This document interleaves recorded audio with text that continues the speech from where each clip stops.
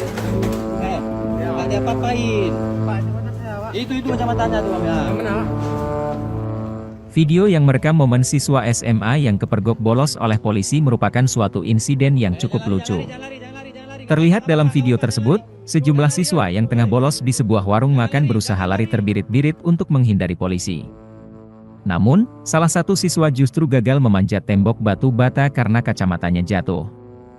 Mungkin insiden ini akan memberikan pelajaran kepada siswa tersebut untuk lebih berhati-hati saat mencoba menghindari tangkapan polisi.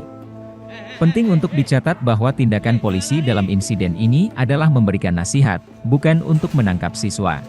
Kalian yang celaka kalau lari. Nggak ada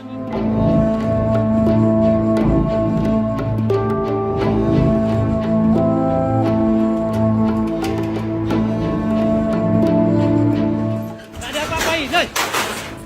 Nah kan, Ya, nggak diapa-apain. Pak, di mana saya, Pak? Itu kacamatanya tuh, Om, ya. Yang mana, Pak?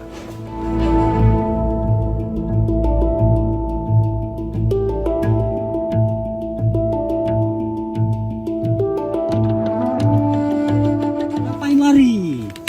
Emang kami hantu? Nggak ada apa-apain.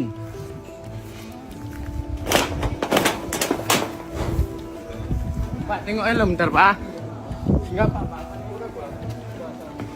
Terima kasih sudah nonton. Jangan lupa like, subscribe, dan share ya.